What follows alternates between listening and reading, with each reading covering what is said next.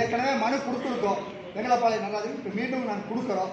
தயவு செய்து அந்த எஃப்ஐடி போட்டிருக்கிறத உடனடியாக மாவட்ட ஆட்சித்தலைவர் அவர்கள் உடனடியாக நடவடிக்கை எடுப்பதற்கு உத்தரவிடணும்.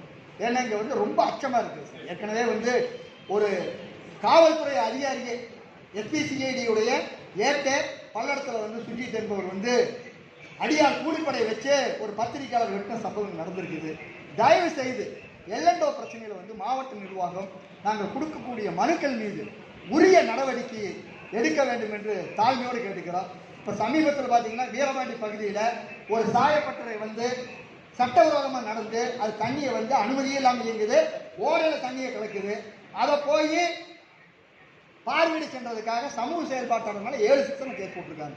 ஆனால் இந்த மாதிரி கேஸ் அவர் மேலே வண்டி ஏற்றி கொண்டதை அவர் அடிபட்டு வண்டியை உடஞ்சி எல்லாமே நடந்து அவர் செல்போன் போய் அவருக்கு காயமாகி எல்லாம் இருந்தது கூட எஃப்ஐடின்னு சொல்லி வைக்கிறாங்க. திருப்பூர் மாவட்ட காவல்துறை முழுக்க ஏற்கனவே தமிழக முதல்வர் இருந்த கருணாநிதி அவர்கள் சொன்னார், காவல்துறையினுடைய ஈரல் கெட்டு போச்சுன்னா உண்மையிலுமே நாங்கள் மனசு வெறுத்துட்டு நல்ல அதிகாரிகள் நாங்கள் போராடி இருக்கோம்.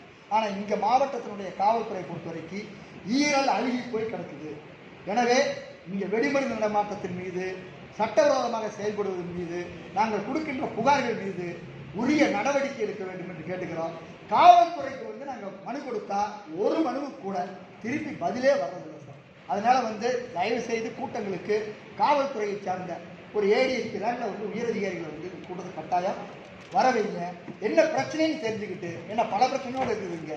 விவசாயிகளுக்கு பிரச்சனைகள் சொல்லும்போது பல்வேறு பிரச்சனைகள் அது இருக்குது. காவல்துறையாக அது நிறைய சரி பண்ண வேண்டிய தேவை இருக்குது. எனவே அவரை வர சொல்லுங்க. தயவு செய்து இவர் விவசாயி நடராஜன் மீது அந்த வாகனம் மோதலின் மீது உடனடியாக மாவட்ட ஆட்சியர் அவர்கள் தெரிவித்தபடி உடனடியாக அந்த எஃப்ஐடி க்ளோஸ் பண்ணி உடனடியாக விசாரணை. ஒன்றும் இல்லை சார், 15 நாள் போய் கத்துலேருந்து கதை சார். 15 நாள் செல்ஃபோன் பூரா வழியில் இருக்கிற செல்ஃபோன் பூரா அழிஞ்சு போயிடுது. செல்ஃபோனுங்கிற சிசிடிவி கேமரா ஃபுட்டேஜ் எல்லாம் வழியில் எதையுமே போய் பார்க்கல சார். ஒரு காவல்துறை எதுக்கு சார் இருக்குது? குவாரிக்காரனுக்காக வேலை செய்யறதுக்கு ஒரு காவல்துறை இருக்குது.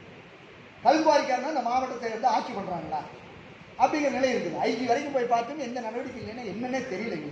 ஏன்னா இந்த மனுவுமே அதன் மீது நடவடிக்கை இல்லாத அவலங்கள் இருக்குது. வருவாய்த்துறை அலுவலரை அடித்தாலும் அவரை மேலே குளமேட்டு கொடுத்தாலும் அவர் மேலே இல்லை, விவசாயம் கொடுத்தாலும் அப்படி இல்லை. இப்படி எல்லாத்து மேலேயுமே இருக்குது.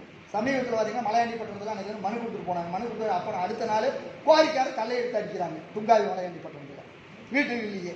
இதனால் இப்போ இப்படியான பிரச்சனைகள் ஒன்று கொடுக்கும்பொழுது உடனடியாக நடவடிக்கை போனால் தான் அடுத்தடுத்த நடவடிக்கை போகும். இந்த மாவட்டத்தில் எது வேணாலும் செய்யறது இல்லைங்கிறத காவல்துறை நிலை இருக்குது. தயவு செய்து நீங்கள் எல்லண்டோ மீட்டிங் போட்டு எல்லா அதிகாரிக்கும் ஸ்ட்ரிக்ட் இன்ஸ்ட்ரக்ஷன் கொடுங்க.